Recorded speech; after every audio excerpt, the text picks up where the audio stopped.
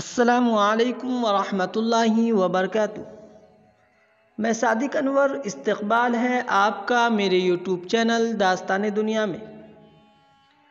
ناظرین، تاریخ میں منگولوں کو مختلف ناموں سے جانا جاتا ہے۔ کوئی ان کو منگول اور کوئی ان کو تاتاری کہتے ہیں۔ چاہے نام کچھ بھی ہو، لیکن تاریخ میں اپنی وحشت و بربریت سے سب سے زیادہ مشہور رہے ہیں۔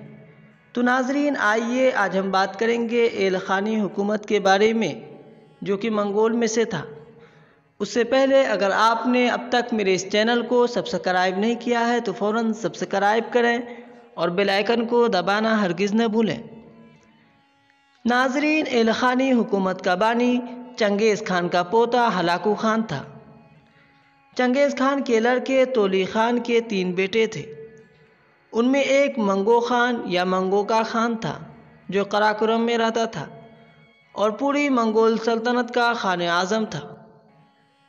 ناظرین، دوسرا بیٹا قبلا خان یا قبلائی خان تھا جو چین میں منگول سلطنت کا بانی تھا۔ تیسرا لڑکا ہلاکو خان تھا جو منگو خان کے زمانے میں شمالی مغربی ایران میں اسماعیلیوں نے بڑا ہنگامہ اور خونریزی شروع کر دی۔ یہ علاقہ منگولوں کے زیر حکومت تھا، اس لیے وہاں کے باشندوں نے منگو خان سے اس ظلم و ستم کے خلاف فریاد کی اور منگو خان نے اس شکایت پر اپنے بھائی ہلاکو کو سن 654 میں ایران کا حاکم بنا کر روانہ کیا اور اس کو اسماعیلیوں کے خلاف کارروائی کرنے کا حکم دیا۔ ناظرین، ہلاکو خان نے سن 1256 میں اسماعیلیوں کے مرکز قرۃ الموت پر قبضہ کر کے اسماعیلی حکومت کا ہمیشہ کے لیے خاتمہ کر دیا اور ان کے آخری بادشاہ خورشاہ کو قتل کر دیا۔ ناظرین، اسماعیلیوں کا زور توڑنے کے بعد ہلاکو خان نے بغداد کا رخ کیا، جو اس زمانے میں شیعہ سنی فساد کا گھر بنا ہوا تھا اور جس کی وجہ سے خلیفہ مستعصم باللہ کے شیعہ وزیر ابن القمی نے ہلاکو خان کو بغداد پر حملہ کرنے کے لیے آمادہ کیا تھا۔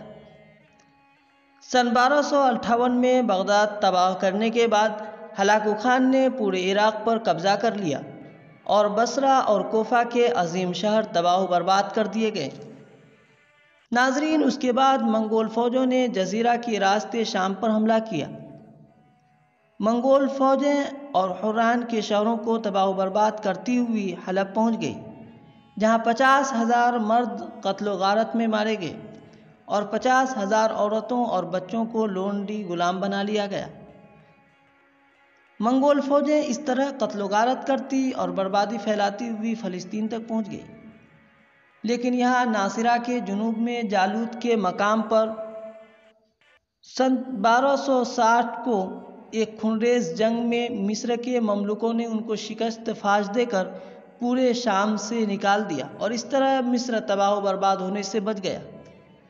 ناظرین، منگول خان کے بعد قراقرم کی حکومت کا اقتدار کمزور پڑ گیا اور ہلاکو خان نے ایران میں اپنی مستقل حکومت قائم کر لی، جو ایل خانی حکومت کہلاتی ہے۔